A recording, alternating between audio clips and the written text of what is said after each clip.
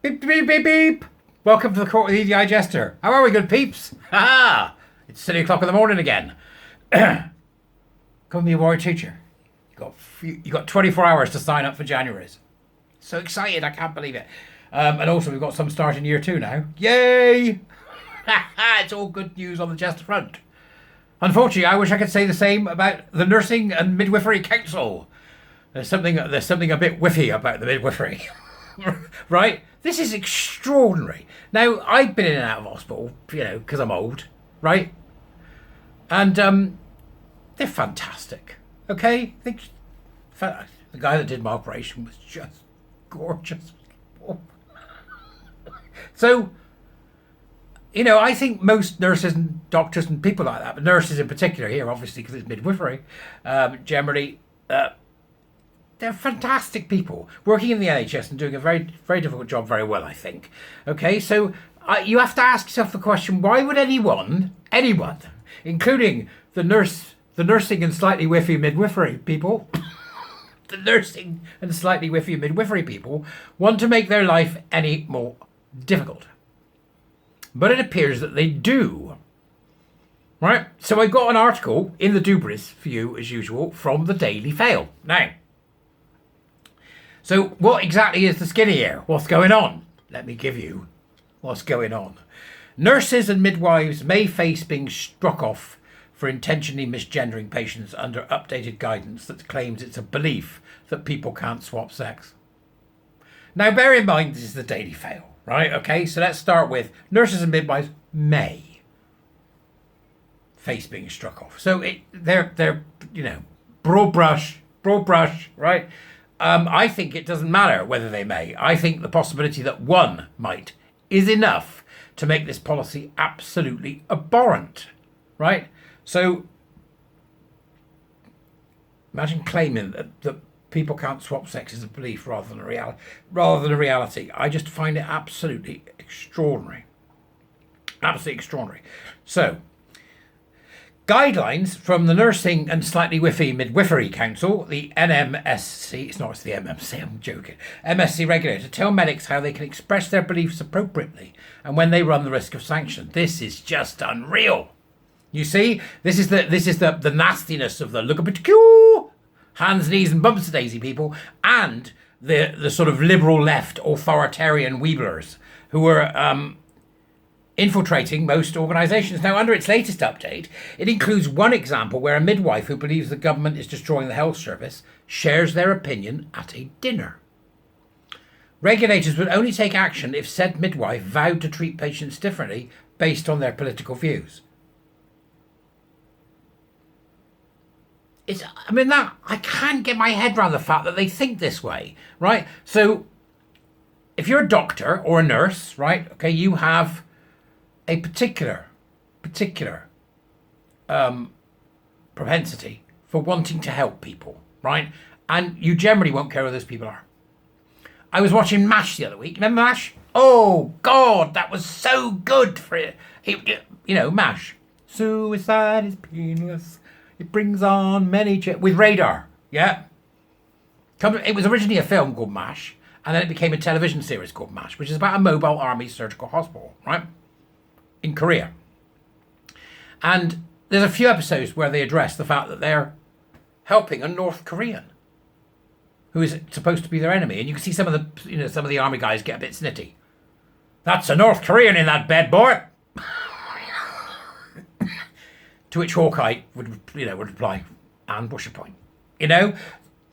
So generally, particularly midwives, are going to be good people that want to help somebody and doesn't even look at this person. Are they a Tory?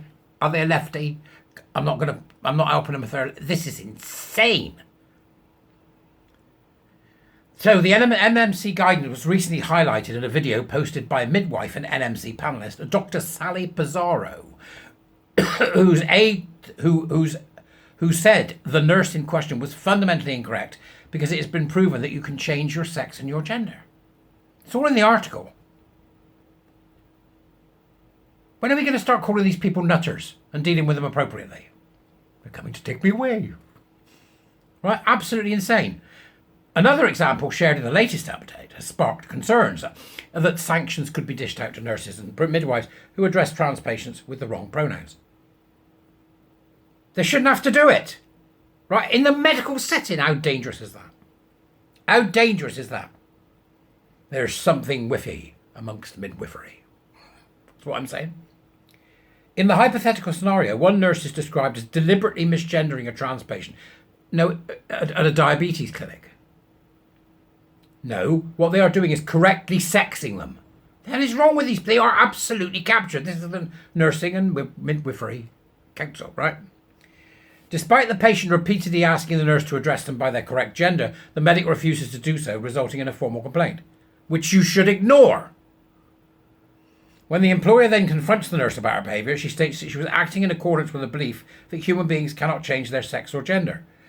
The NMC concludes it would likely take action against the nurse for this act, though does not specify the exact penalty. Well, that's because the penalty is immaterial. The process is the punishment. That's how these nutters work. The process is the punishment, right?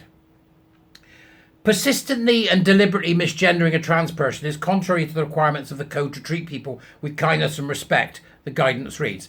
Your kindness and respect guidance doesn't override reality, you bunch of nursing and midwifery administrative blunderers, right? It doesn't, okay? It says, although gender-critical beliefs are protected under the Equality Act, this does not mean that those with gender-critical beliefs can misgender trans persons with impunity. No, it doesn't mean that they can do that. But what it means is that it must correctly sex someone. Call them by the name. I don't care if you're Joe or Joanne. Why would I care about that? But I'm not calling you he or she when you're not. Right?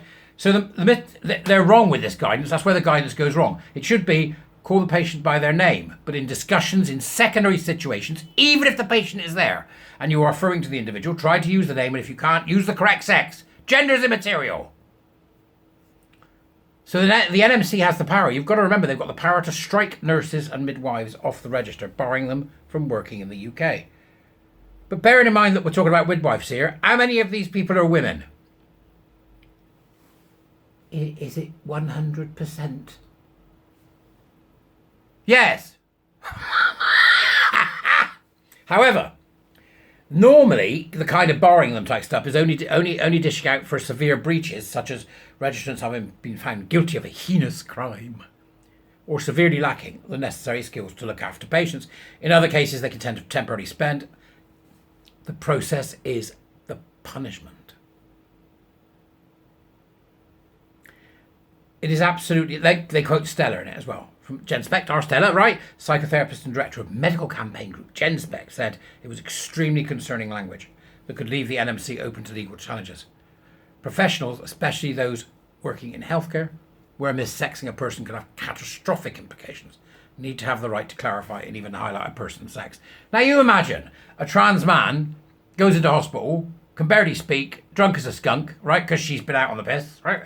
And complains about terrible stomach pains. And they look at this trans man and they assume it's a bloke, right? And it's just alcohol-induced wind. Turns out she's pregnant and in trouble. That's how serious this gets. It needs to end, and it needs to end now. The slightly whiffy Midwifery Council need to go back to the drawing board and remove this ridiculous guidance which encourages people to indulge the fantasies of others who are mentally unwell. Got it?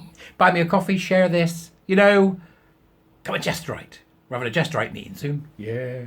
I'm looking at quizzes as well. I think it'd be fun to do some online quizzes with the Jester. What do you think about that? I've got a few ideas about doing things in the new year because I've finished writing year 2 of the winning mindset. Once I finish writing that, it clears up a bit of time so I can do some other things. And I'm thinking a quiz might be fun. Anyway, you can let me know in the doobers. I'll see you later. Buy me a coffee, blah, blah, blah. See you later. Bye-bye. Oh, wobble in the air.